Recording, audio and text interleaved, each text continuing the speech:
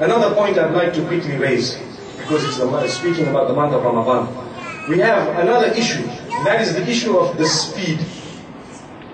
Let's leave speed for when we drive motor vehicles. And then too, I'm coming from Singapore. You know, there's a very big difference between Malaysia and Singapore when it comes to, I think, generally breathing outside as well. Allahu Akbar. So if you go to Singapore, it's like you read the Riot Act, you know, to tell you, you breathe, you're going to be jailed.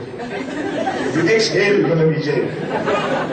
You eat, you're going to be jailed. You chew gum, you're going to be jailed. You throw anything out there, you're going to be jailed. You walk, you're going to be jailed. You talk, you're going to be jailed. Okay. Today I joked with one of the brothers and I said they should just put a big fence around the whole of Singapore. Say, guys, don't worry, you're in jail.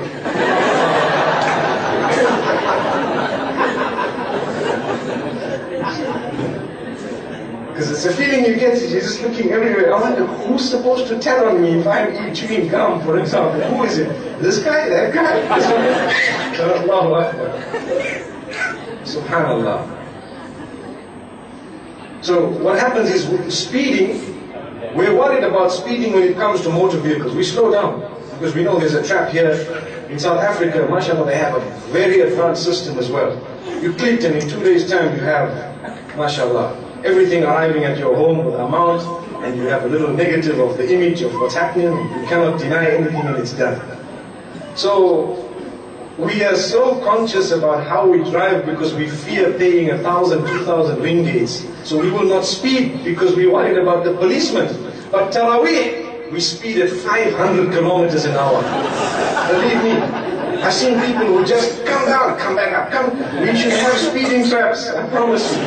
Say, if you go down into Rukur before a minute crosses, you're going to have to pay. And if you come back up before you've actually settled down in Rukur, you're going to pay. And if you complete your Taraweeh before so many minutes are up, you're going to pay. That's not the case in reality. But in the eyes of Allah subhanahu wa ta'ala, if you complete your salah in a flash like this, you will not achieve what you're meant to be achieving by it, and you will not have helped yourself, and you may have earned a sin by disrespecting your Maker, by making it seem that you're doing Him a favor. Wallahi. Those who rush in salah, what do they think they want? Do you think Allah wants that salah? For what? Take your time, relax. Sami'a Allahu liman hamida. Allahu Akbar. Do you know what you've said? Allah has heard the one who has praised Him. We say, Rabbana wa lakal hamd. Oh, our Rabb, we are praising You. So Allah hears the ones who praise Him, and immediately we say, oh Allah, we are praising You. Sometimes we don't even know what it means. We just say, Sami'a Allahu liman hamida.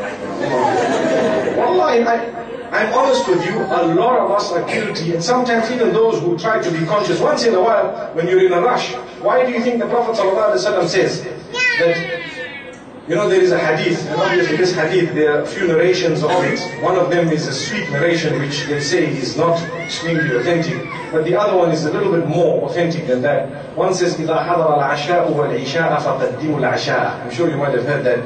If Isha Salah is ready and Asha, which means dinner, is also ready, then you have your dinner first and then you read your Salah. Now that is not a correct narration of Rasulullah sallallahu alaihi wasallam. There is a more correct narration where he speaks about Salatul Maghrib and food coming together, and similar meaning where you would eat together, you would eat quickly and then read your Salah.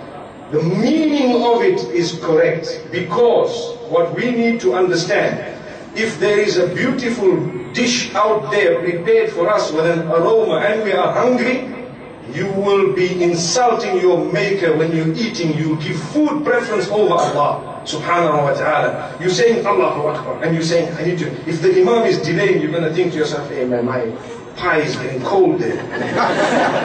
And you know, you're just so, it's an anti-climax. You're actually in there and you really don't want to be there. It's like when you serve tea sometimes, I don't know, but sometimes when the tea gets very cold, it doesn't taste nice. Well, that's according to me. Some people have cold tea. And nowadays you have iced tea, for your information. So that's another topic going on. But if the tea, imagine if it's poured already, and then someone says, hang on, let's read Salah. And you're a person who loves hot tea. A cup of tea will be given preference over Allah subhanahu wa ta'ala. Because you're going to be reading Salah in sajda, you're going to say Subhana Rabbiyal A'la less because you've got tea waiting for you. So rather, hang on a second, have your tea, perhaps you might burn yourself a bit, but you can then make dua, Allah grant me, ease in my mouth, I've already got a blister here because of my rush for the tea. That's better than having compromised your salah. Better to have had that blister. And we're not saying take your time. Some people say, no, salah, we'll read it later, so let's have a meal. And now you're enjoying a luscious meal. 1-2 hours later, you say, right, let's get up for salah. No. You have a little bit, which means, whatever your desires were very clung to at that particular time. And then, mashallah, you engage in your salah, you fulfill your salah.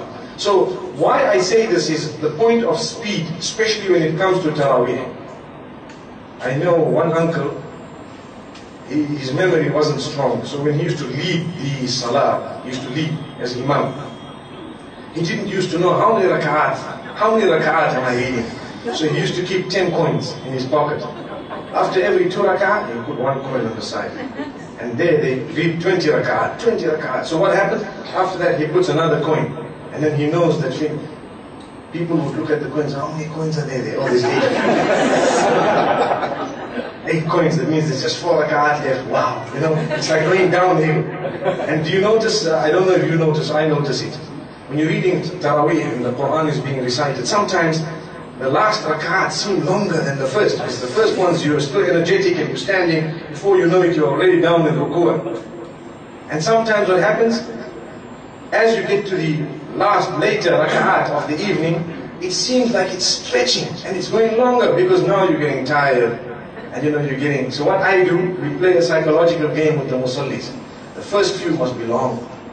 And after that downhill, nobody feels it. Because after that, you cut it short. And I even tell some of the imams to do the same thing. Try it out. Let your first few rak'at be quite long. Because people are still energetic psychologically. Another point is, when you read melodiously, without raising your voice, without getting tired yourself, the people behind you do not get as tired. You need to know that. And then when you have a sound system like this one, I think this is fit to be in a huge masjid. Beautiful sound system, you feel like sitting, listening. Right now I'm talking, I feel like talking to you. Because I'm not straining myself, and at the same time, I'm sure you can hear every word, because it's very clear. MashaAllah, Jazakallah khair. Allah subhanahu wa ta'ala grant acceptance to all of us.